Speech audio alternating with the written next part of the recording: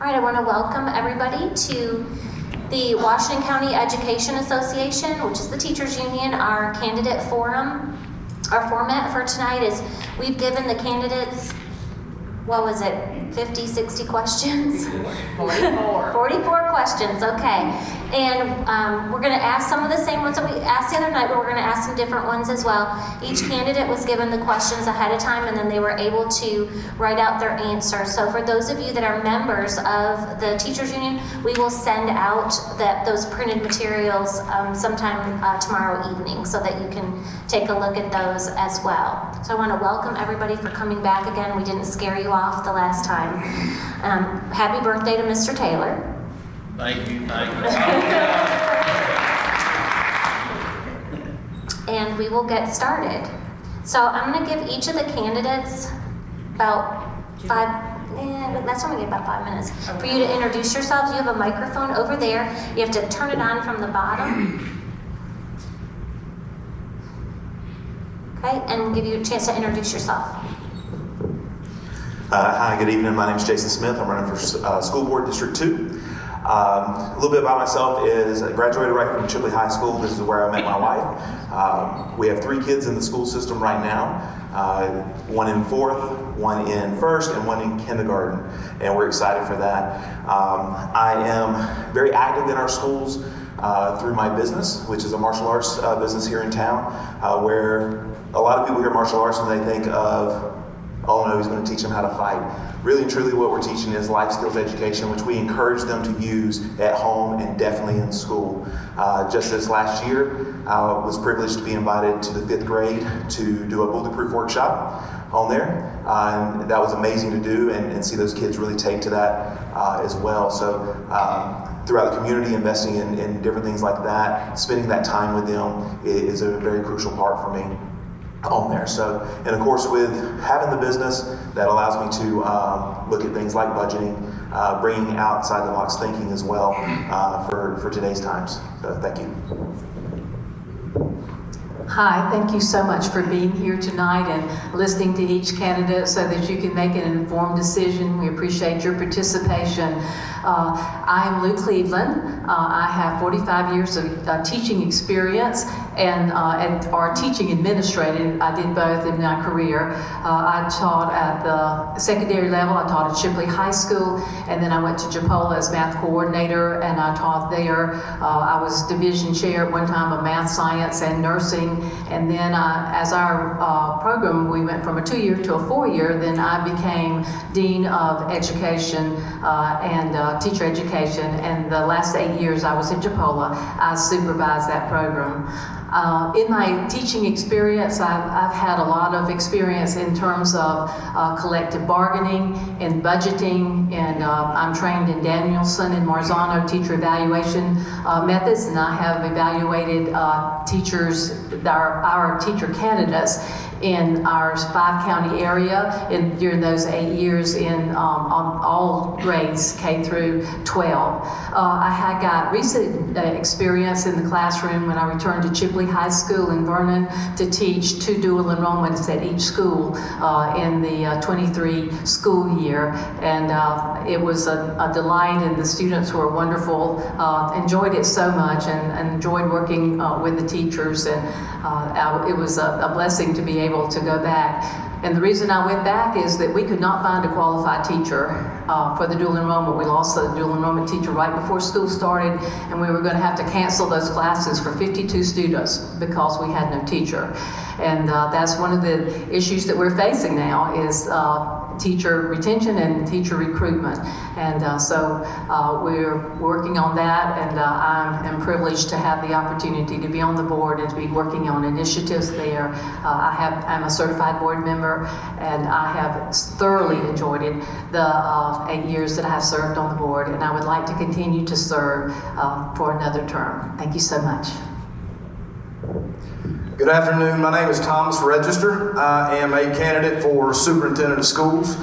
Just going to give you a little bit of background on me. I have 5 children, all in the Washington County school system. I've got one in every school in Chipley.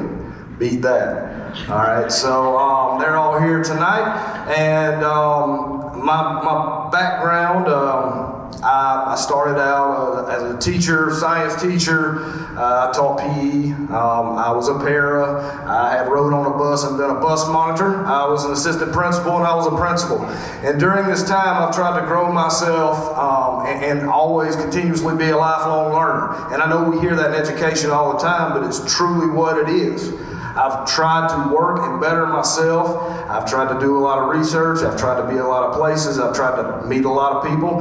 And I believe it's built me into what I am today to prepare me for this moment. As you know, surely by now you've received my platform on what I'm running on, but it is simply this, and it's to be the best. And I'm tired of not being the best. I'm tired of being okay or mediocre or solid. We're not. My kids, your kids, are not okay being a C school.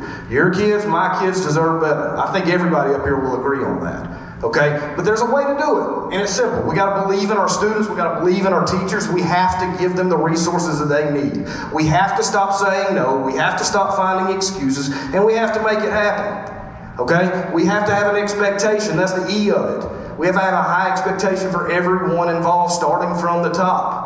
I assure you, if I'm elected superintendent, I'm going to be on your school. It's not micromanaging. I'm going to be there to support you. I'm going to be there to ask you what you need. I'm going to be there to see the students face to face. Every day that I don't have to be in some kind of a meeting, I will be there. That's part of what it needs to be. We've got to be just like student centered, and we've got to be teacher friendly. Dr. Cleveland just said it. We're losing teachers. There's a teacher shortage. We have to be thinking outside the box on how to make that stuff happen.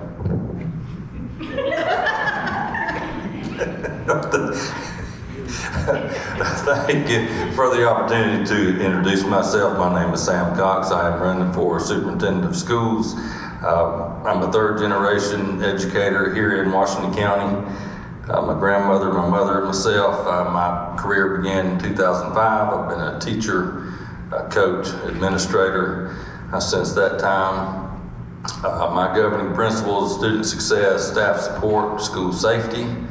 I appreciate your support, and I fully intend to put Washington County education back in the hands of Washington County. I'm Joe Taylor. I'm the superintendent of schools and have been for 12 years. So if I take a difference of opinion about whether we're solid or not, that seems to have really set some people. I assure you we are. One of the things, and the question is, what is your educational experience? It is my birthday. I would rather be no other place than right here with y'all tonight on it. That's what I believe in. Just kidding. That's for you and your 5 children, Mr. Register. I didn't kid you. So, but in saying all that, I'm a veteran of the military. I graduated from Vernon. I spent 12 years on the district staff and 10 years prior to, or 12 years on the district staff, assistant director of finance, facilities, operations, all of the steps that's moving up with a background of things. I've been a hospital controller, I have been a county finance officer, worked as a sheriff's office finance director, and started my career with the school district in '98 as the assistant director of finance with emphasis in PAC. I'm extremely proud of the district. I am. One of the things that I have been on the board of directors for FADS, which is the Florida Association of District School Superintendents, for about 6 or 8 years. I go all over this state. I see other districts. The issues that we face, we all face. Whether it's in declining enrollments, and whether it's in choices of those things, that we have no unique problems. Some are greater than others within some districts, but I can assure you, we are solid. And I am proud of that, and I'm proud of the school district. I am proud of the employees that we have, and I absolutely am proud of the county as itself. I do ask for your continued support, and thank you very much. Okay, this first question will be for everyone. It'll be under experience, number 1. Do you have any education experience? I.e., tell us about classes taught, certifications, those types of things. So my experience doesn't start in the traditional classroom setting, but I've spent most of my life now teaching our students in some form or some fashion. Where that passion started was in the Wings program down at Vernon. And I was able to step in there and to teach students martial arts. And again, Whenever some of the teachers heard that, they were probably concerned that, oh no, our kids are going to start fighting. What they found out is those kids walked out with discipline, respect, and focus, which translated into the classroom. So that's where my passion started at for our students. Now, the next level of that for me was whenever I had kids, I wanted to be a better parent, and one of the things I focused in on was investing in myself to understand child development to the level of understanding their ages, their stages, what they're going through physically, intellectually, emotionally, and socially. And whenever I started applying that into the way I parent, I saw that benefit. So I implemented and wrote curriculum to instill that into everyday classes in my business all there. So, and I still teach today. Now, what's great about that is that with my business running, it's running right now, and I'm able to be here. So the next level of that for me was mentoring and educating a team to do it better than me. And that's exactly what I have right now on there. Now, the other side of that is being able to mentor them. I get to see how they grow, what their goals are, help them set those goals, so that way, the number one thing for that is they understand that I can sit and listen to them and understand where they're at and what they need on there. Now, it's not saying that we can give them everything they need, but at least they're feeling heard in there. So that's what that's my experience into teaching and all that, and I enjoy that. Thank you. I've already covered, I think, my educational experience when I talked about that. But a lot of the things that the board does in terms of collective bargaining, that's one of our major responsibilities. And I have been on both sides of the collective bargaining process, because as an instructor, I was in the teacher union, and as an administrator, I was on the other side of the bargaining. And when we started bargaining, the administrators bargained against the teachers, which was a terrible situation to put people in. But we worked very well, as well as we could together during the time, and worked with integrity, and it worked. But I'm so glad that when they took that out, having people who bargain for us, attorneys and representatives that are not working day to day with teachers. I was lucky to be the chairperson for the statewide class committee, the college level academic skills test that you had to take before you could graduate with a bachelor's degree. And on part of that, I learned a lot about test writing, about test scores, about how to interpret those.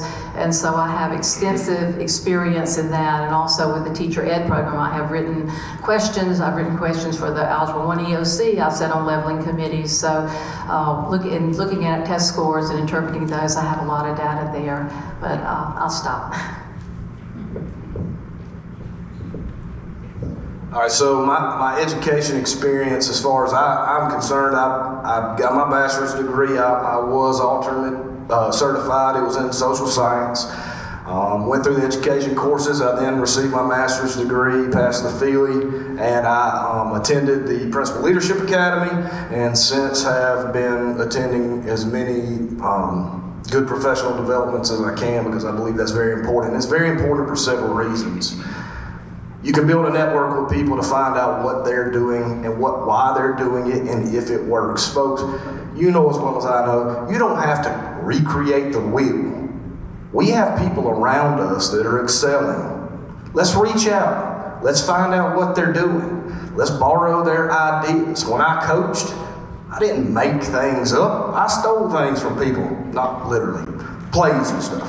All right, but you reach out and you use your resources. That's what you do. Okay, and as far as me in the education field, again, I've taught science, I've taught physical education, taught driver's education. I do not recommend to anyone to try driver's education. It's kind of dangerous. You can just trust me, don't do it.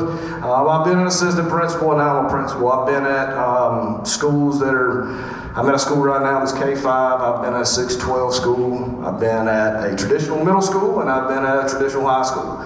So I think I'm well versed in that. But that's my education experience and my work experience in education.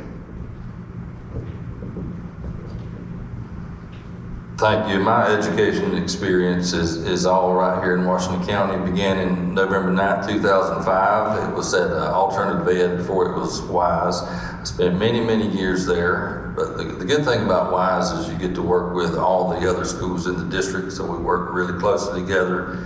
Had a great relationship with them. I have a ESOL endorsement, coaching endorsement, middle grades integrated, teaching certificate, master's in ed leadership. I will tell you, my teaching certificate is expired. I do not intend to renew it. But I'm still here and still running. I am from the school that believes your education is the sum of all your experiences. First off, as I mentioned earlier, I turned 63 today, so I've had lots of sums of things that can be. And whether that's 4 years in the military, I worked in public accounting, I worked private business. Those were two incredible learning places where you learn about business and goals and people and what they look for. And so when I look at our students, and this is outside the 12 years I spent on the district staff, like I said, director of facilities, operations, management, all of the things that are there is what we deal with. And then 12 years as superintendent, basically finding every day is a new day. I never have to worry about being bored, because we have a product. We have something that we can be proud of, and I am proud of it. And that's one of the biggest things I think about the education of me is I realize how good things are. Can they be better? Absolutely. Doesn't matter where you are, doesn't matter what you do. We can always improve, and that's always the goal each and every day. But in my experiences of things, the public accounting and working in my own business is the one thing where I can get out and understand what community looks at. And trust me, they look at us as a nameless bureaucracy. And it can be very difficult because we are so complicated. Thank you very much.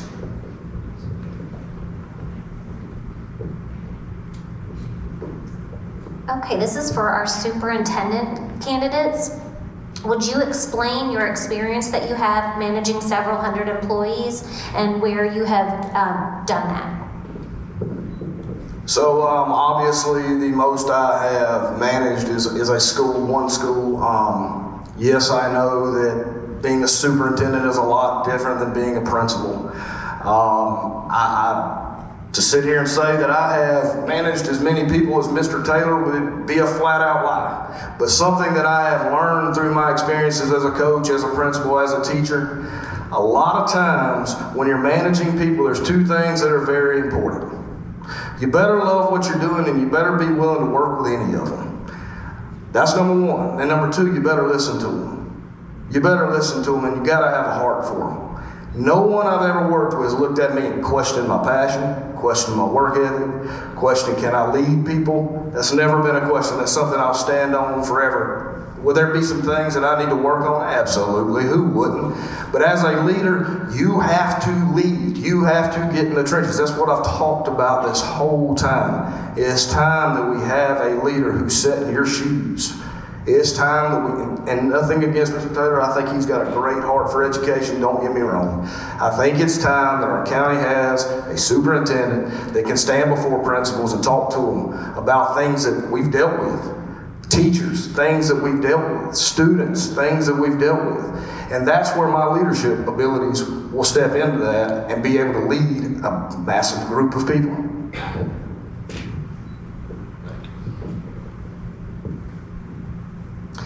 Outside of the school inside the school context, I've managed people at the school level, employees, students, teachers, staff.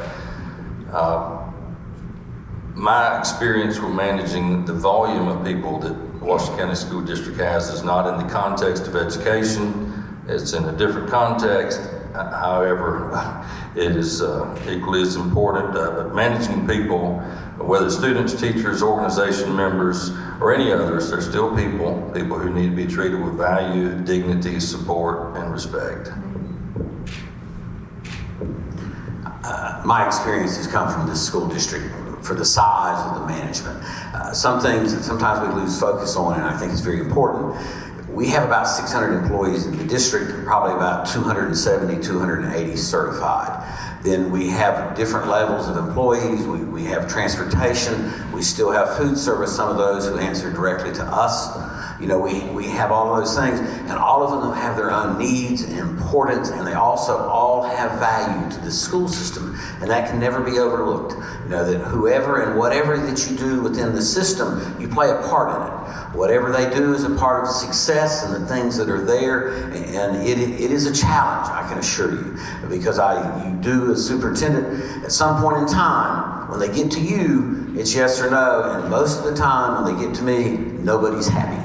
That's just what it is, and in personnel and things and how we have structured, and like a lot of things within education, how we deal with personnel is driven downward by the state. So it's something that we have to manage and you have to be aware of. Thank you.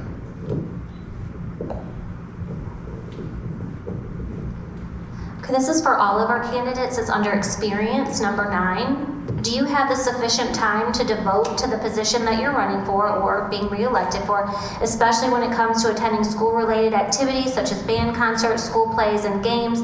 And how will you be able to set up your schedule so that you can attend these events? I'll go first this time. I am retired, and so I don't have any obligations to work. I more or less set my day like that I want to, unless my grandchildren are sick, and then I have to babysit them so that my children can go to work, which is where I want them to be. But I hope that in the 8 years that I have been on the board, that I have proved that I want to be part of the school system in every area. I have attended during the day. I've done spelling bees. I've done the Tropicana Florida Power and Light speeches. I've judged those. I've done math competitions. I've attended our honors programs when we have parents in, and at the end of the year. I love music. I was in the band, in the chorus, and also in the theater when I was in high school. And at Chipola College, I also participated in the college chorus, sang with them every year, and I did theater as well. I love that music, and I think it has a very important place into the curriculum in schools. And so I love going to band concerts. I participate during the day when we have competition with our regional on grading, and go back for sight reading, and love watching our band directors, the great job that they do with students. I'm able to go during the day. I go by the county office and work with our staff because I have time to do that. When citizens give concerns to me, then I stop by, talk with the staff that's over there, talk with the superintendent. So I've enjoyed this time. That's why I'm running again. I love working. I love making a difference in education. Thank you.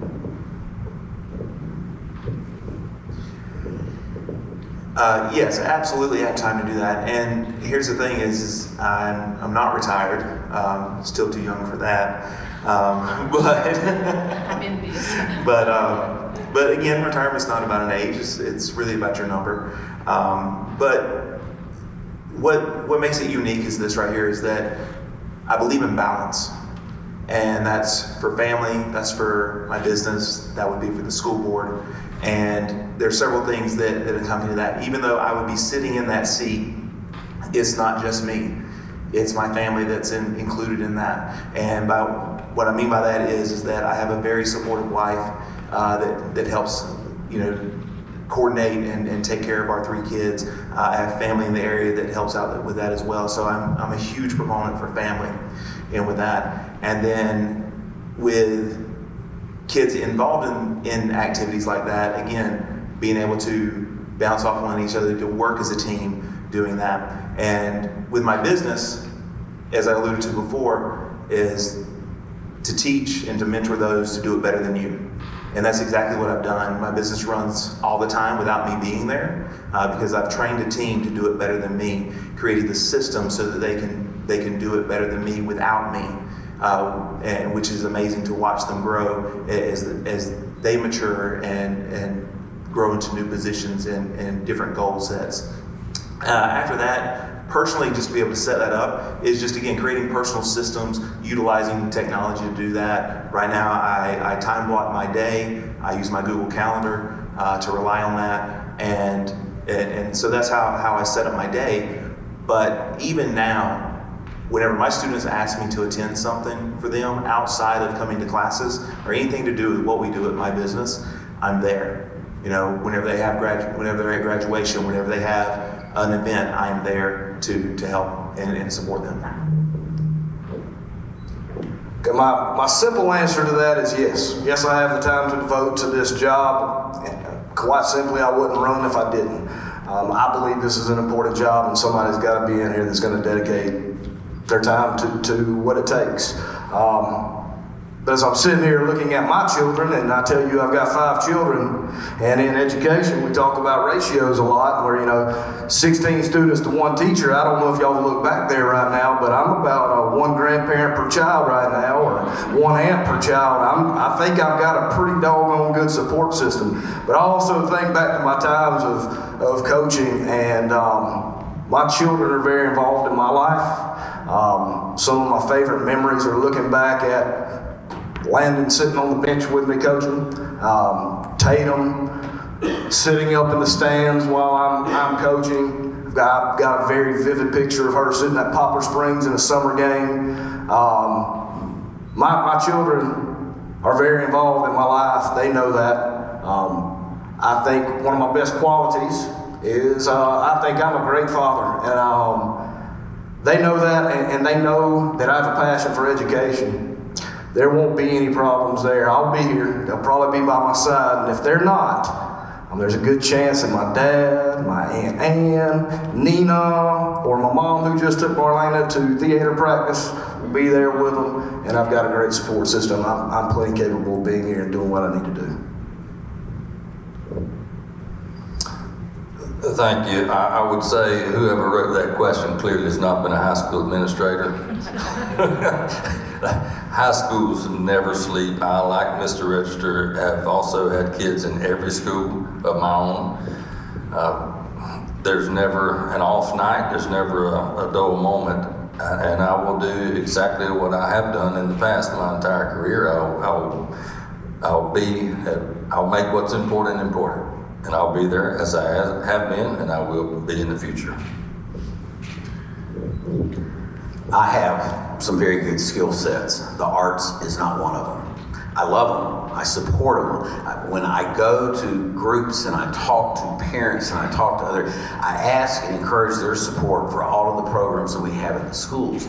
It's very important that I'm there, just the example, so they can see it. And I'm also in awe of them. If you've not been to a band concert, if you haven't been to some of the theater plays, if you haven't done that, you're losing out on experiences that you can truly enjoy. And I go and I participate because I enjoy them. I think it's important for the students. I think it's important for the teachers. I think it's important for those who's responsible. I also think it's important for the parents of those who are participating, that they see whoever is there. We have rules at any event at a school. You got to have an administrator there. So sometimes they get their hands kind of handcuffed into that about going, but to me, there's a joy in being able to be involved. So, and I will continue to do that. Thank you. Okay, for this question, you'll have a minute to answer it, and this will go out to all candidates. It's under experience number 10. Have you ever volunteered in any of the Washington County schools? And if so, give us an estimate of about how many hours you feel that you've volunteered. Well, I have served for several years. I would guess somewhere, I was trying to remember, 6 or 8. We had a Chipley program where we would come and meet with every senior at a high school. And so because I lived in Chipley, I did Chipley High School. And so for those years, I came in 1 day a week, and I would meet with every senior sometime during that year to help them with their career plans, not just to Chipley. I had someone who wanted to work on motorcycles, and we found a school where he could get trained in that. And I thought it was a great program, so I volunteered there. I have volunteered with the Tiger 100. I know we got started talking about different things. We didn't mention athletics, and I think it's very important that we attend those, as well. And but I volunteered with the Tiger 100 for many years. My husband was on the board, which puts me on the board as well, and love those. My son coaches baseball now. Oops. I don't know how to accurately answer this question. I have volunteered with clubs. I volunteered in concession stands. I have. There was this one lady I worked with one time in Vernon, and she was a tennis coach, and she needed somebody to help drive them out to the tournament in Pensacola. I think I see that lady sitting right over there. I've always volunteered in the schools. Again, it's a passion of mine. I don't think any of us do anything in education for the pay.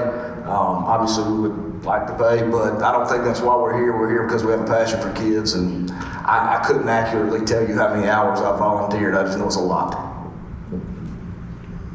It's well said. I kind of share the same sentiments. Before I was hired in 2005, I did volunteer quite a bit, most in the context of athletics. I cannot begin to explain to you the hours that is. Every sport's pretty much year-round anymore. But I did that just out of love for the sport, love for the kids, and love for the investing my life in others to see some payback, hopefully, and return on investment. With my own history, I've been with the school district for 24 years, and I did have a daughter during that time come up through and graduate from Vernon, and so I did volunteer with lots of events that was there. I got drafted one time into volunteering driving a school bus from here to Baker and back for a football team. That was slightly less than forever, if you want to time it. But I do, and I agree with them. If you're within the schools, you're volunteering because you're not paid enough, I assure you. I know that. Thank you very much.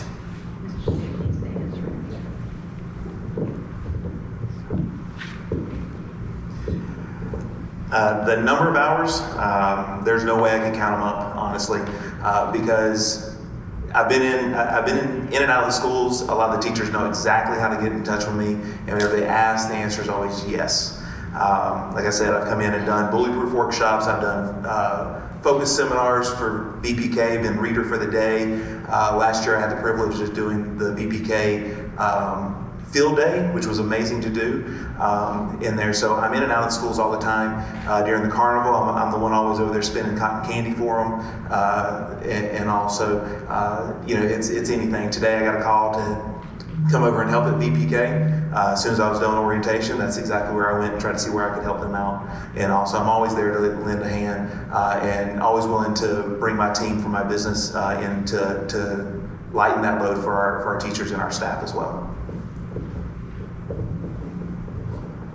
This is for our superintendent candidates under experience number 12.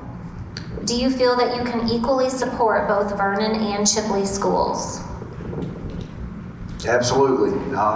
Again, I grew up in Chipley schools. I went to Kate Smith. I was one of those that I attended both Rolac middle schools, both Chipley high schools, and then I spent 8 years in Vernon. And I have a piece of my heart in both places. My children go here. My name's on a banner in Vernon in the gym. Both places have a special place in my heart, and there's no doubt. I don't see this as a Chipley-Vernon situation. This is Washington County. This is what's best for our students. This is to help grow our teachers, help grow our community, help grow our county. That's what this job's about. I don't see anything as I need to do something for Chipley because I did something for Vernon or vice versa. No, we're going to make the right decision based on what's the right decision. But I absolutely think that I could equally support both towns. Thank you. I as well, I'm not running for superintendent of Chipley schools or Vernon schools. I'm running for Washington County superintendent. They're equally as important. I'm a big picture guy. I'm a program guy, not a team guy. And my experience, especially through the alternative school, I worked really closely with the schools in Vernon and the schools in Chipley. Have a great relationship with those administrators and teachers, and I did then, and I anticipate that in the future. We're Washington County people, and that's I think all of us would say that. We're not Chipley people, we're Vernon people, regardless of where we graduated or where our kids grew up. I mean, most of us got family in both towns, but just make no mistake, we're Washington County through and through. The question is extremely loaded when you say equally. If someone could define that for me, I would be extremely interested. Because, you know, people say this, and then you try to bring up, well, there's half as many, again, students up at Chipley when they look at budget numbers, when they look at decisions that are made. And the truth is, everything has to be looked at almost in isolation. Is this the best decision for the right time, for the right place about what we're going to do? Trying to look forward to the future and plan and do all things. My goal has always been to treat them both equally. I can assure you I can line them up from here to outside. They can argue on both sides that I bleed orange and blue, being from Vernon. It kind of touched my heart. I like that. Or that I give Chipley all of this stuff. And so, you know, when you think about can you treat them equally, you need to come to a common understanding what is equally. Because we are all Washington County. We are one school district, and that's been an underlying theme of mine since I've been in office. Thank you. This next question is for the two school board candidates. Under management, number 5, what do you see as the board's roles and responsibilities, and also that of the superintendent? Well, state statutes tell us what our jobs are. One of the things that we are responsible for is to prioritize and approve the budget for the school district. And we do that at every board meeting. We approve the finances for the month, and then we've been working in budget workshops during the month of June, getting ready for this next school year. We establish the vision that reflects the overall goals of the community and the staff and the board. We are not responsible for working on the day-to-day operations of the board, but in setting the goals and making sure that our budget is set up to align with those goals and the mission of the school. We make decisions on school expansions or closures. Thank goodness, we've got a new VPK center that we're building, that we've just built, and that was one of a process that the board would be responsible for. And we manage, as I mentioned, the collective bargaining process for the district's employees. So I mentioned the collective bargaining part as well.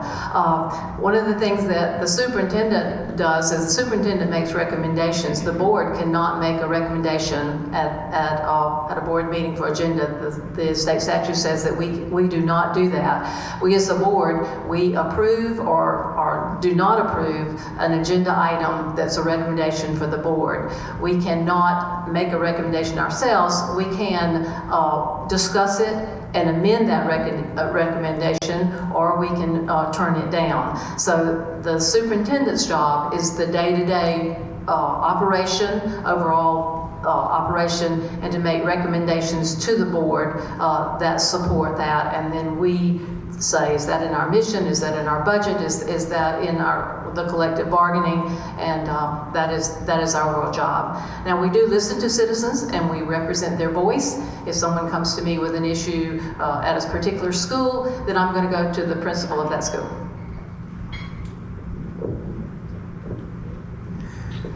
I would have to agree with Dr. Cleveland on a lot of things that she said. The one thing that I would add to that is, as a school, for the school board, is I believe that they are also there to listen to our parents, to listen to our teachers, and to make sure that they're heard and that their issues have an ear, and to get back to them, to give them some answers to that. It may not necessarily be the answer they want all the time, and we just know that's life sometimes, but at least let them know that they're supported, that they are heard on there as well. So that would be the one thing I would add to that. This is for our superintendent candidates under management, number 3. If elected or re-elected, what are your top priorities? if elected, I said this in the candidate questionnaire, we definitely have to prioritize things and go from top to bottom, because everybody has concerns, and I don't think you can fix everything tomorrow. But you have to establish a precedent where, first, that our teachers know we care about them. We have to start putting a product out there that we can attract people into. I think that he's going to tell you, no offense, I'm going to steal some of your time, he's going to tell you WISE and FPTC, and I agree. I agree with that. We've already had this discussion several times. But again, the difference is, to have the money to do those things, we need to increase some enrollments instead of losing kids, to increase the money that we're bringing in. If we don't, we can't provide those things, quite simply. We had a whole discussion about it the other night, and yes, we know that WISE would cost money, but it comes to a point in time where, when we're not listening to our teachers, and we're not listening to our parents, and we're not even listening to our students who want this establishment back, that's when we start losing morale. That's when we start seeing people leave. Some things are worth spending money on. Now, I'm not going to sit here and tell you I know the budget like Mr. Taylor, but there's some things worth spending money on, and we have to prioritize those things and use those things as wisely as possible.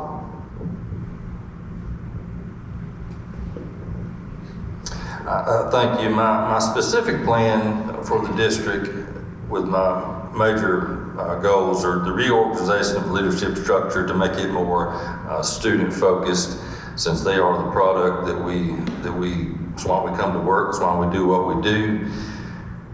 Retain veteran teachers.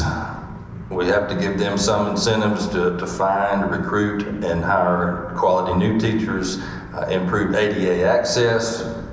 We don't have students that finish school on campuses unless they are specifically assigned a one-to-one para if they have mobility issues, mobility limitations. That's important to me, to improve the ADA access on all campuses. The revitalization of FPTC, we've got to put resources and money and time into those things to get them updated and to better reflect today's job market.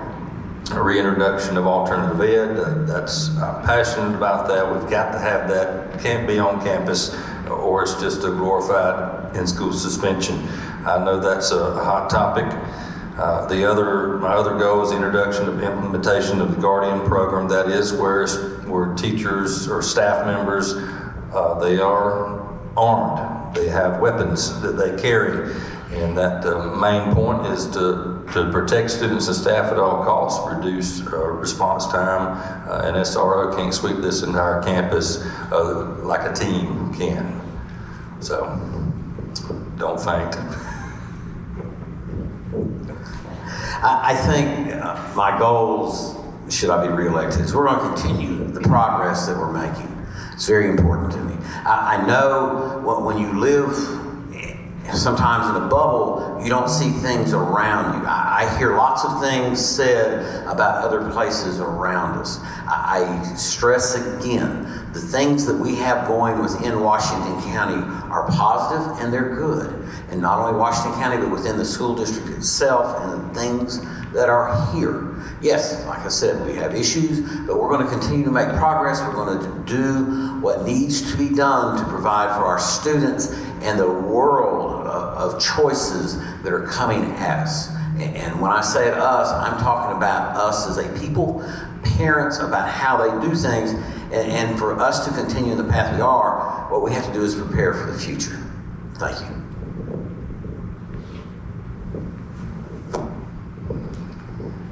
This next question is under management, question number 6. And again, this is for our superintendent candidates. What do you believe are the greatest challenges currently facing the Washington County School District?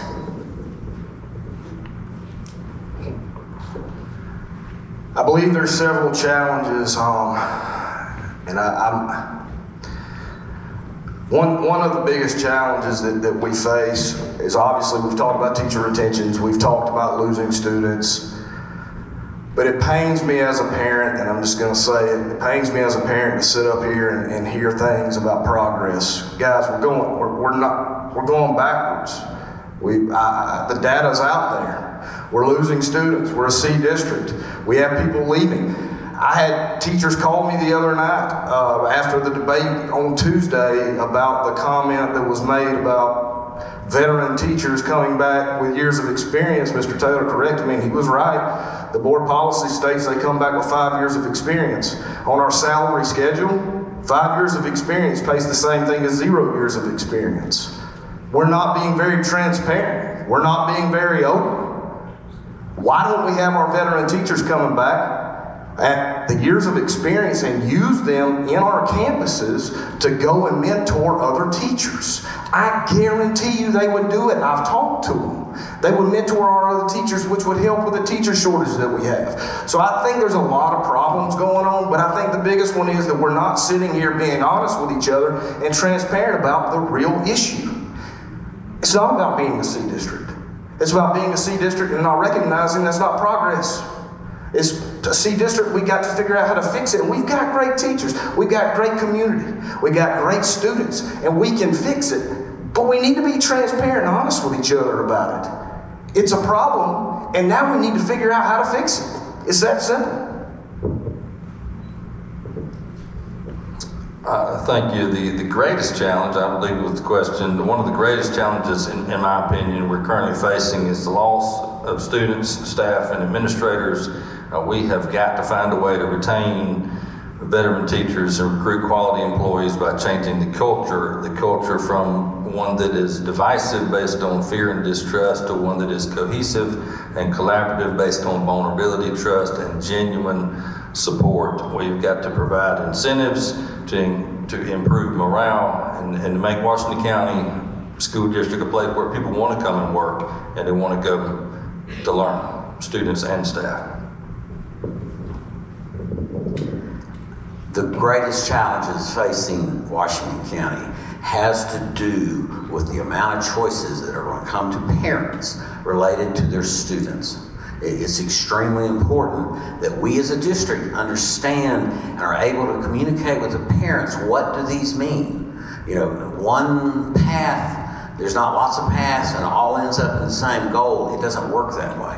And so if we start losing students in community and things when they're thinking this is going to happen, I've had discussions with people, and you understand the only diploma that will get you into the military in Washington County is the one that the Washington County School District hands you. Yes, you can go to private schools, you can get your college hours, you can go different ways like that, there's different avenues, but you take you a high school diploma from the Washington County School District, and that gives you something. If your decision is to homeschool your child, that's your right. I encourage every parent, you need to do what you think is best for your student, because you're the one ultimately that's going to live with them and be responsible for them. You know, all of education and how we look at things is a joint responsibility. And as a county and as a school district, when we look at fractured systems and who goes where and how do we do this, how do we make it real to parents and those caregivers and those who are making the decisions for those students, that they understand the consequences of things. I think that is the greatest challenge.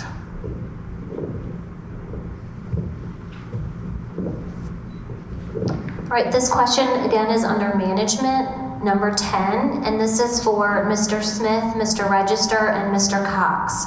What do you think the present morale of the teachers and staff at the Washington County School District is?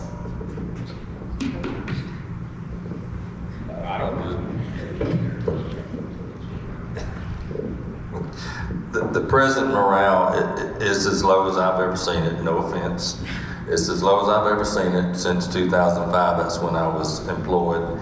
And I think that's evidenced by the mass exodus of students, which is loss of FTE. It's a mass exodus of teachers that take other jobs in other districts or even jobs at other agencies with the same pay because the benefits don't compete. But we're losing our own people. Our Washington County people are going to other districts, other counties. And that has got to stop. I mean, obviously, the people that I've talked to, the morale's not great. And I believe there's several reasons for that. Again, I believe that a leader is very transparent, and a leader that comes in transparent with a plan to fix things, morale can be boosted back up really quickly. But I think it comes to a point in time where we as educators just want to be treated like professionals. And I've heard too many phone calls with educators, bus drivers, paras, anyone involved in the education system where they just want their voice heard and not be told, well, we can't do it. It's time that we find answers. Yes, I'm sure there's going to be times where we have to say no. But it's time that we attempt to find those answers. It's time that we network with other people who are doing it right and figure out how to get it going again. It's time that we boost the morale. Because, hey, morale's low, we're not working hard, right? I know I'm not. If I go into work not happy, I'm just going to sit there. If I go into work passionate about what I do and I know I've got support and I know I'm ready to go, my morale's high, my teachers are going to feed off of that. That would be my plan to fix the morale. It's not a question of if the morale's bad, it's what can we do to fix it, in my opinion. Sorry.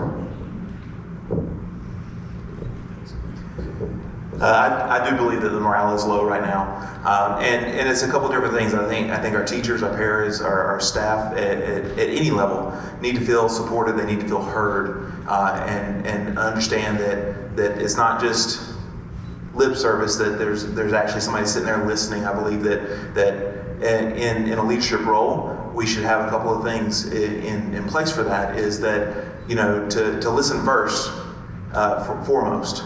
And then from there, we need to go in and show that we support them in ways from not only just in their classroom and their current job, but are there opportunities for growth there?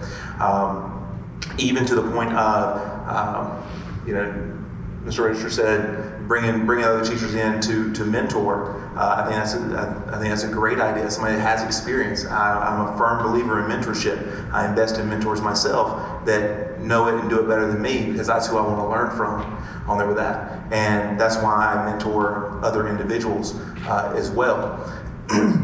Also with that, just supporting in their environment, being there, and again, letting them know that you're there to support them in any form or fashion, whether it be moving some boxes, whether it be going in and spending some time with the kids in the classroom so that they can have a breath, and then just sitting down and listening to them and their concerns on there with that. So I think that would help improve morale greatly in there, knowing that they have support from the top down. Mr. Taylor, Dr. Cleveland, would you please answer that question as well?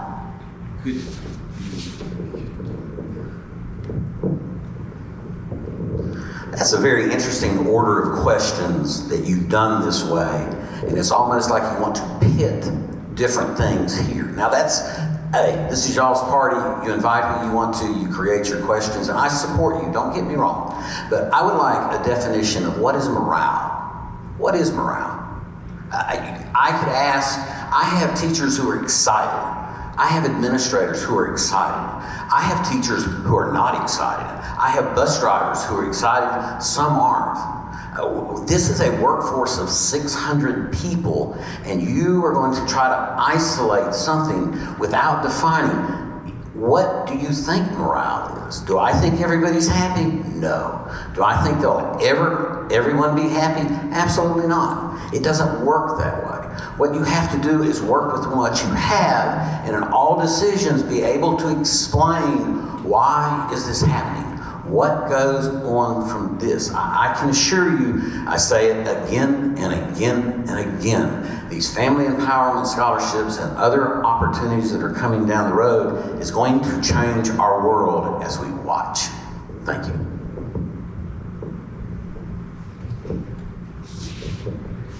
Well, reality tells me that there are awesome things that every employee would like, that they could do better. A better schedule, more money, a classroom, fewer students in their classes. But for the most part, what I see is hardworking staff. I look at Carol Ship, and I worked across the hall from her, and every day when those students got there, she would light up. And our Teacher of the Year, Tara Brock, who is a leader in her school and has been for years, talking to us excited about being back at school. I see Monica Rayberg, who was at every event. No matter where I went, she was always there. And Miss Justice, who mentored me and worked with me, she was my co-teacher at Vernon. And I think that with morale, what is exciting for us is the students. And but when things go wrong, we can help with our facilities. It's hard to teach in a classroom that doesn't have air conditioning, or the technology's not working. We as a district can do better in meeting those needs.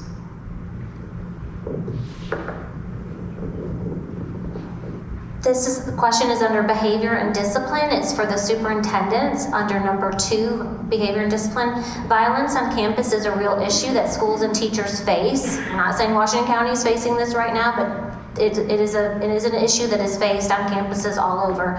What plan or strategies do you have to help combat this problem? And if you could be specific. No doubt. I mean, anytime you get a bunch of kids together, you're gonna have behavior issues. I got 5 of them in my house. There's some behavior issues, right, Chloe? I love you, baby. All right. No, I think you got to work closer with the board to define a discipline policy that we stick with, and that we are doing the same thing every single time. We have to be consistent with how we enforce our discipline policy, and it's got to be consistent across all schools. I think there needs to be some character ed in classes. We can find ways to do that. I know that this past year we found a way to do that in our computer lab. We can find ways to do that. A lot of time, I sat through a great training the other day about students, especially in elementary age, middle school age. Their brains have not developed to the part where they can deal with emotional skills to determine how to handle things. And then a lot of these students are under the stresses of bad home lives, which also decreases that part of the brain function. That becomes an issue. So how do we do it? We first recognize it's an issue. All right, again, we have to recognize it's an issue. We need to have a strict discipline policy. We need to be across the board with it. There doesn't need to be any gray area with it. But we also need to work with these kids. We've got to teach them these skills. And I know we only have a certain amount of hours in the day, and we're on testing schedules 24/7. But we have to develop these skills with these students. If we don't, a lot of times we're the only ones that get a chance to do it. But it always goes back to your students knowing that you care about them, knowing that you love them. There's nothing better than when a student knows that, they'll give you a little bit more. Some of the strategies I would like to implement in terms of combating violence: increased effective supervision, swift consequences for violent acts, utilization of all corrective measures available and allowable, such as corporal punishment, in-school suspension, out-of-school suspension, expulsion with ed services, expulsion without ed services, training, including CPI, or non-crisis prevention and intervention, and handle care for employees, and alternative placement, and referral to law enforcement. There are some acts on campus, if you do that on the street, it's a crime. That's why we have SROs. And none of us up here want students to have records, but violent acts are illegal. And that's just the fact of it. Violence toward, you're gonna have kids, you're gonna have scuffles and, scrimmages, but violence toward teachers, absolutely will not be tolerated. Violence toward a teacher, that student's got to go. Like most things, the state of Florida helps us out this in very real ways as far as what they consider for our safety teams, our mental health teams that they require. We will continue to do that. If there's threat assessment teams, all of those, there's an incredible level of activity that goes in on that. The violence on schools, used to, we would think, oh, they're just boys being boys. We don't do that anymore. And sometimes that can be kind of a detriment to everywhere. We have zero tolerance. You want to get stupid and say, I think I'll blow up the building? We got a little something special for you there too. The violence on the teacher's part, that's a different world. Absolutely not. If a teacher feels threatened, concerned, or worried, they need to tell somebody. And they can start with that principal or wherever they need to go, or call me, because that is the one area we cannot tolerate doing that. So when you look at that, you know, our ultimate can be an expulsion. I don't like that. When you expel a child from the Washington County School District, you have ended their life at whatever it is till they can come back. There's no going to ball games, there's no hanging with friends, there's no being on school board property. But at the same time, there's consequences, and sometimes you even have to drive that home to parents that, no, this isn't funny. No, we don't think they were kidding. And if that teacher is worried or concerned and you have them sitting there saying something or being snide, we're going to respond. So that will continue as we do now to go forward with that, because that one, that is something I no tolerance for, you know, for lots of reasons. But no, we don't do that. Thank you.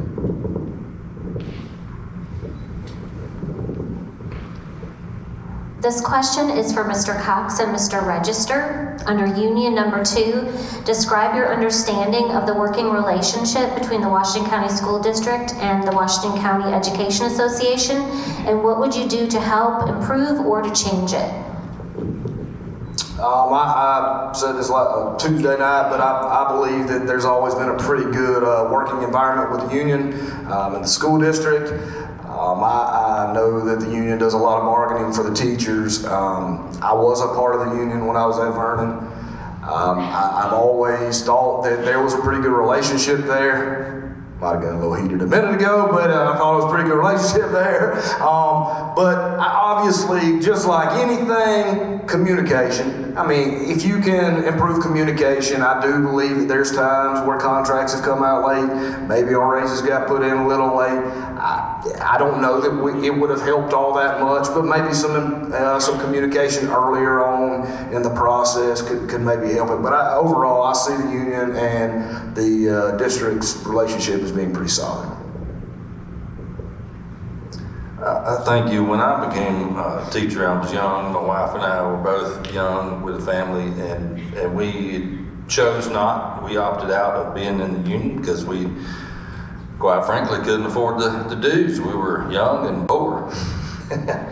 Since then, I only spent 7 years in the classroom, went into administration. When you're in administration, you can't be a member of the union.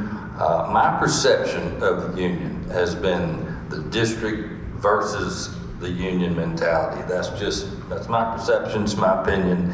But I just want to reiterate, we're all in the education business.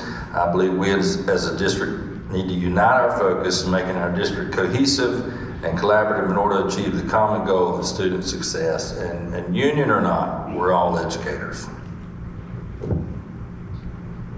Mr. Taylor.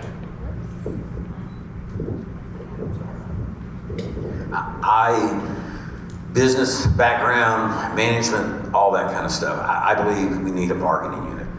We really do. I know sometimes it can seem like it's an inconvenience. Any perception that it's the school district administration against the union is way overblown. The school district as a unit supports the bargaining unit. We need the bargaining unit to succeed. You know, our future is tied up in those teachers and what they do.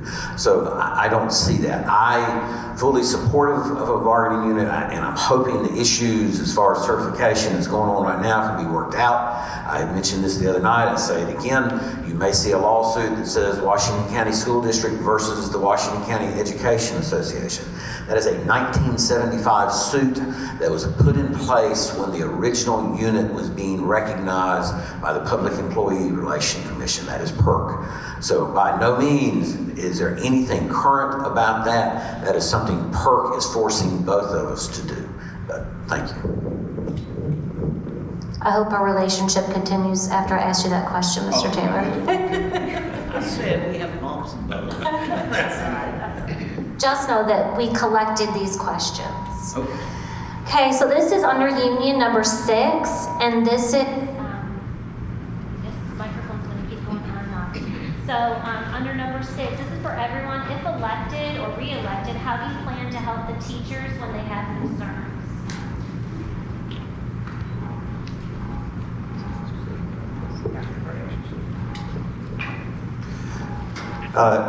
The main thing whenever the teachers have concerns is to make sure they feel heard. And I know I've said that before, but I can't say it enough, because whenever you have a team, no matter how large it is, whenever they feel that you take one-on-one time, that they feel heard, that their issues are being heard directly for them, it's a big culture shift in there. And I think that's what we need is a huge culture shift, that whenever the teachers have issues, that they have somebody to go to, that they do feel heard in that, and that they get answers to those issues in there. And anything from big ones to small ones in there, make sure they feel heard and that you can help. And for me, it's that if it's something that can be taken care of by me right then and there, then I'm glad to roll up my sleeves and help them out. If they need stuff moved because it's impeding their job, it's not helping them to teach our students, then let's see that stuff move fast. And if that means I need to do it myself, then I'm more than happy to do that. And also having that open door policy, having those lines of communication, and making sure that it's constant communication, not just here and there, but it's constant communication. I think those are crucial things. Thank you. I think being visible in the schools so that teachers, a lot of times I get information with teachers expressing concerns when I'm at an event at the school. They just stop and say, oh, we're having trouble with the microphones. We need, at the theater, the screen's not working. So I think visibility, because at the end of the day, they're not in the mind frame. They're thinking about next day and to list out the things that they need. And I think that visibility and that contact right there at the moment is very, very important. I read my emails several times a day so that I can respond to those. And also my phone number is located on the website so that anyone can, the Washington County website, and they can reach me there at any time. I think that that I would take those concerns immediately to the appropriate supervisor, and then if I can get an answer for them, I would take it then to the superintendent. I will always respond. It may not be the response that they want, but I hope that I've been faithful in these 8 years to take those concerns, to investigate them. I'm just a data-driven person, try to be reasonable and see all sides, and then get that answer back to those. Do I have a minute? No, you're good. Okay. You're done. You're good. Yes. But you go. No me. Yes. Well, I was going to say something about that's okay. Helping teachers with concerns is something I do on a daily basis. Did it this morning. Probably ended this afternoon right before I showed up here. Helping teachers with concerns is putting yourself in their position. I've been in your position. I've sat there. I've had that parent that won't leave you alone. I've had that student who won't do any work. I've had that student who throws temper tantrums. I've had those students that we've got to bend over backwards for to get them their services that they need. I've had the toilet that won't flush. I've had the door like this one back here that slams. I get it. I've been there. I'm there with you right now. I just happen to be at another school.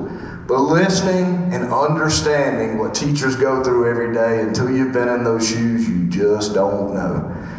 And I want to say this too, touching on morale, because you just said that out loud. There's not a teacher that we have in this county that I believe doesn't want to be here and isn't happy to serve students. I think we have a lot of teachers here that need to be supported. And that's what I want to do. Thank you. I intend to help teachers in their concerns by establishing and maintaining open lines of real communication. By real, I mean when a student or a teacher has a concern, I think you have to go through the proper channels of communication, involve those administrators, but at some point you got to do something. You got to have some results that teacher can see, or they're going to lose faith and lose confidence in you as a leader or administrator or a source of help. So at some point, we've got to put some boots on the ground, hands and feet to our words so that there's action. But I will work together with teachers and school administrators to meet needs as they arise. And that's not just for teachers, that's for food service, maintenance, bus drivers, all employees. They need to be heard, and something's got to be done. They need to see an answer, not just hear an answer. Since I've taken office, I've made it perfectly clear to my staff and the principals and things. I believe in a chain of command. I believe, so when teachers have concern, my first question, have you talked to the principal? And that's not putting them off, that's not trying to slide them off, but what you don't want to happen is me trying to handle something individually and then it go through the cracks because of other reasons. Because once it gets to that principal and then they do it, then we can follow up and make certain that it gets done. All employees have concerns. You know, I realize a lot of the questions in here talk about teachers. When I see teachers, I see everybody in this school district. I know and value every one of them. So no matter who you are, if you have concerns, you need to have an avenue to be listened, respected, and heard. So as you go through that, I will continue to do that. And that's one of those things, and it angers people, but we can fix something today and it's tore up tomorrow and it's like you've never seen it. You know, and that's what we hear. Or we have 4 work orders on this. Well, you know what? There really are, you know, chain problems, supply chain issues. These things are real. We're not just putting you off. There's not a reason. Sadly, for some reason, Vernon loves lightning. And when that stuff goes through, you don't even know how much damage is done till you can figure it all out. Thank you. This is under FPTC. We haven't asked any questions about FPTC. Number 3, for superintendents, what ideas and input do you have on how to secure some funding to do any upgrades to FPTC? One is, I think we have to get more interest in some of our programs over there. I know in the past I've been told we can't add a program because we don't have participation in the program. My question to that is, are we going to community leaders? Are we going out there and asking them to come help? Are we going to someone, let's just use plumbing, okay? Are we going to a plumber and saying, can you come talk to my students? Can you come talk to them about the money you make? Because it's a lot more than a teacher makes. But could you come talk to them about what you do on a daily basis? Maybe that way we could generate more interest, which would generate money in those programs. I also think on the flip side of that, then you can use those programs back in our schools. If you've got an electrical program out there, I see no reason you can't do hands-on work with your electrical program here at the school, which would also save money. Same with a plumbing program. Well, I don't know why we couldn't do that. But I also think we better get in tune with what careers are truly out there in the ever-changing world. We need to start looking at those programs to get them involved out there as well.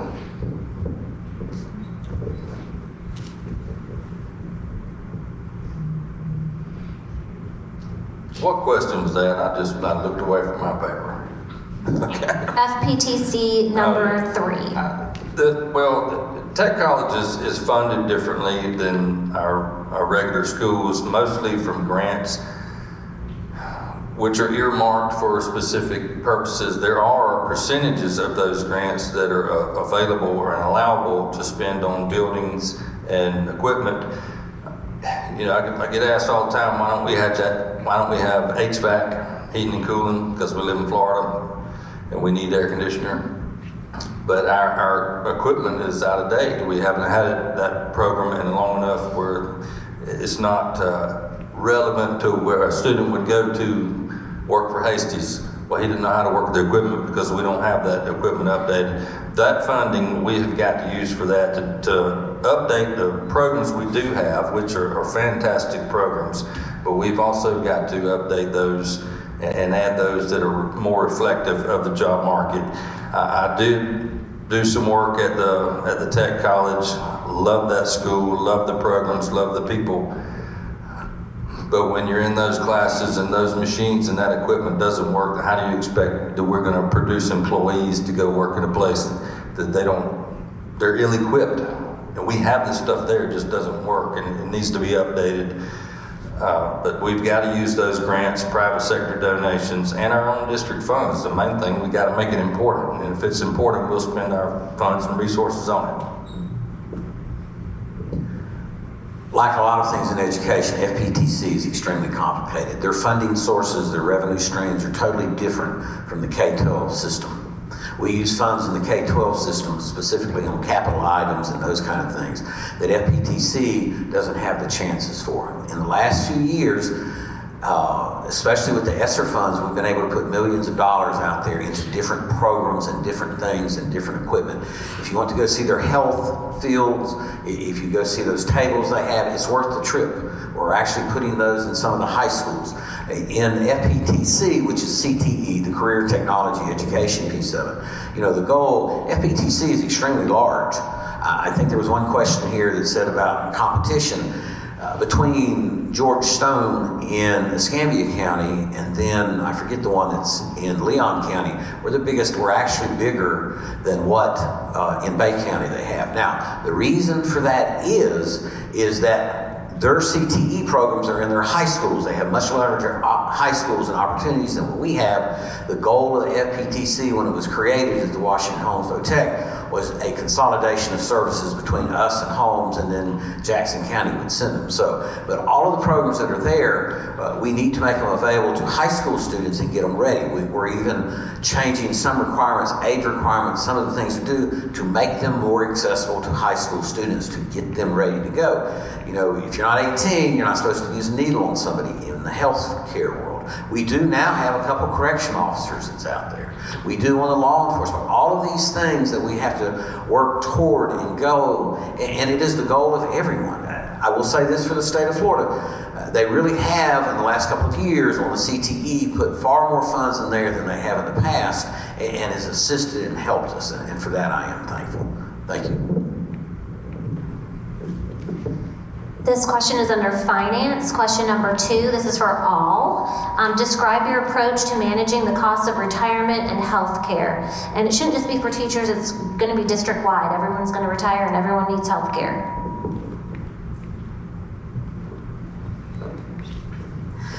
Well, one of the main responsibility of a board member is to ensure that our district is financially sound and stable.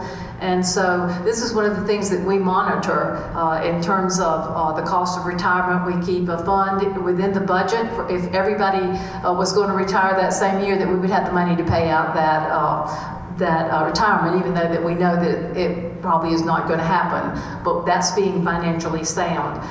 And also the health care for our teachers. We look at that health care cost. I know that in the several years we have looked to see if the health cost was going up, then we tried to include that in the raises so that teachers wouldn't lose money, because it has been, when the raise was less than the money that they would get, they had to pay for health care. We have actually had some health care when we had the ESSER money that we used to pay health care several months, that we picked up our staff's health care. So we are monitoring that. We are cognizant of that, and it's a very important item in our budget.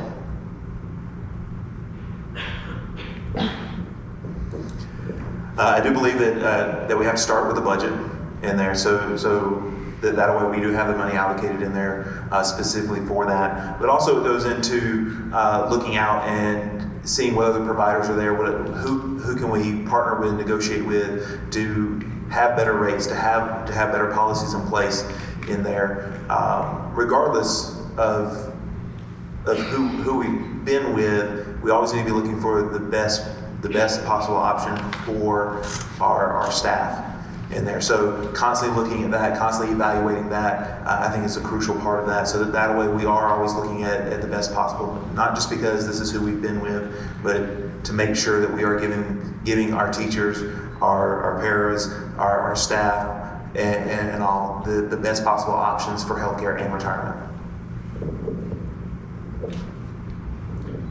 I think that every educator probably around here, not just in this district, when you talk about health insurance, they cringe a little bit. It's crazy expensive, right? We all know it. When you're losing half your paycheck to healthcare cost, it's very, it's just frustrating. I do think, again, we're not the only district in this boat. I think a lot of districts are in this boat. I think I'm gonna probably agree with Mr. Taylor on this. That we're kind of stuck with it. We do need to do some outside of the box thinking, though. Okay, there's never a time where we should sit here and see our teachers paying these premiums and say this is okay. It's not okay. It's not okay for our beginning teachers to have half of their check taken out for health insurance. Is it his fault? No. Okay? It's not. We have to do a better job, though, of reaching out. Let's see if we can find some other insurance companies. Let's see if we can do some preventative measures. Let's try to train the staff on that. Let's try to be proactive in that. But health insurance is a real problem. I met with a guy today talking about it, and we've got to continue to beat down the door of our legislators until we see change. They don't smile on education a lot, but we've got to keep beating down their doors, and we can't take no for an answer on that. Thank you. The main thing here is, the reason this is a question, all right, for us, managing cost of retirement health care, the fact of the matter is our benefits are just not very good. They're not comparable to other state agencies. In our contract, the master teacher contract, it says the insurance committee, I've been employed here since 2005, I have no idea who that is. The insurance committee shall periodically review the group insurance program for the purpose of recommending changes, modifications, and bidding. We represent a lot of people in Washington County School District, in the PAUC. Why wouldn't insurance companies fight over our business? I don't think the bidding is happening. That's my primary focus in terms of raising salaries and getting teachers and employees more pay, is starting out with improved insurance and benefits. Two quick things before I answer this. First off, let us drop back. I just turned 63. This question is skin in the game, I promise you. When I look at things, and then the second that we look at and we go forward with this, the federal government has a greater control in health than they do in anything else. The federal government. Years ago, and one of the benefits I do bring, and one of my assets, is an institutional memory of how we got to where we are at now. In the early 90s, PAC did have a consortium of health insurance, and what happened is the Auditor General stepped in, and trust me, we are so controlled and regulated that it's terrible. First off, the feds say you will charge the exact same rate for every person that's in your unit. So everyone from our lowest para to our most senior has the same exact health insurance rates. That is a given. We can't adjust that. Now we can offer other programs, other plans. There's other things that we can do, but there's a risk that goes with everything that we do. The Auditor General said you cannot do this unless every district that is involved will give the exact same benefits and will give the exact same contributions. PACE covers 13 districts, actually 12 districts, and then a couple of research schools. So they cover those 12. It's not possible because every county has different needs, wants, workforces. You know, some of the districts have very, I won't say elderly, because that's where I'm headed to. That's my goal. I want to be as old as Lou one day. But what I would say is that all of these things play into it. It's not a simple solution. And I personally, in 25 years with the school district, have looked for answers and dealt on a state level with creations and things. And what happens is the state doesn't want us. We're not a state agency, we're a county agency. DOE is a state agency. And so the state of Florida is not interested in the counties coming in or the school district. And the county is a question for the county too, the school boards, because of how they fund and how they do theirs as opposed to how we have to do ours as funding the source. So any ideas and plans, trust me, all the things. The Health Insurance Committee, I think, meets next week. They represent all of the bodies that's out there, and they basically get a presentation from our actuaries on where we're at and where we're going. And so that's how that works on the Health Insurance Committee, and it's very intimidating. And I know that. Thank you. just to clarify that too, the insurance committee has somebody from every site, not just, then the union has one person represented, and there's a person that every administrator sends to the insurance committee meeting, and then there's 4 or 5 people from the district as well as the insurance people that sit on that committee. So this is going to be the last question. It's under views number 4, and we're going to give you guys just 1 minute to answer this. Why do you believe that you are the best possible candidate for the position that you are seeking to be elected or re-elected to? My email, let's go. So for me, the reason why I believe I'm the best possible candidate starts out with number 1 is I am a parent with 3 kids in our school system right now. Went to orientation today. We're gearing up for Monday, just like all of our teachers are. So I mean, being in there, being actively in that, knowing exactly what's going on, how the communication is, what's being taught, how the struggles of the teachers and all is number 1. Number 2, being a business owner, and that's exactly what our school district is. It's a business. It's a business. We have people that are employed that need to be paid. They need to be paid well. We have a team that is there that needs to be heard and that they can see pathways for growth and advancement on there. And they need to be heard.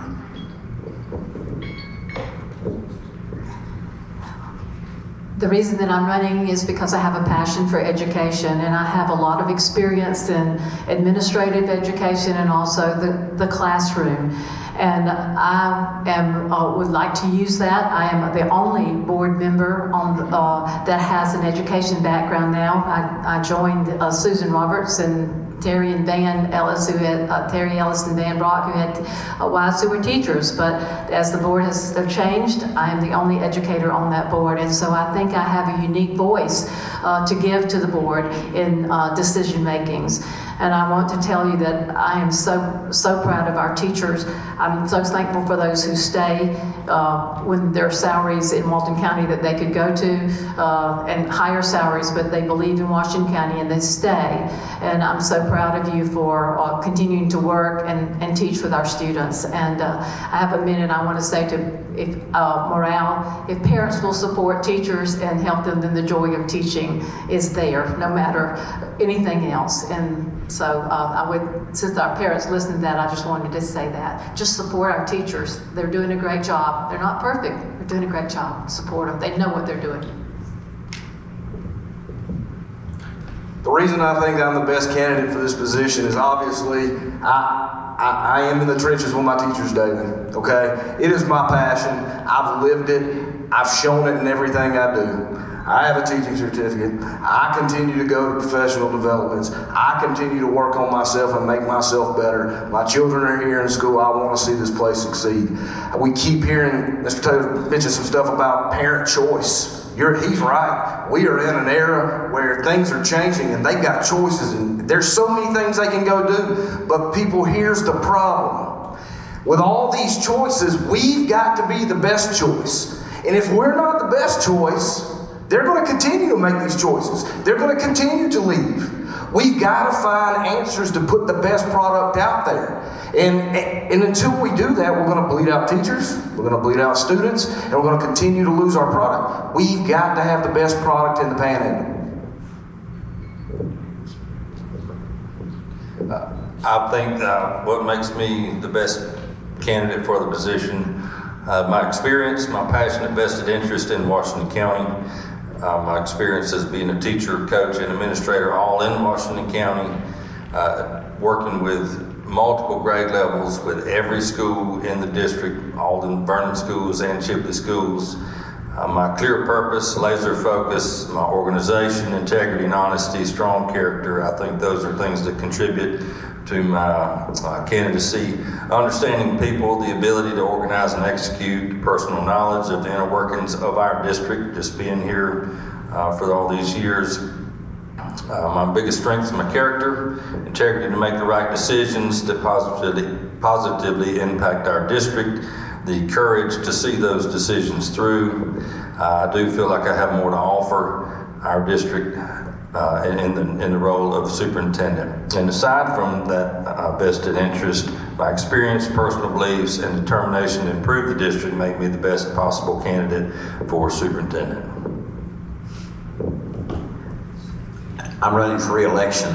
I enjoy very, very much what I do. I think I make a difference, and that's on a personal level to me.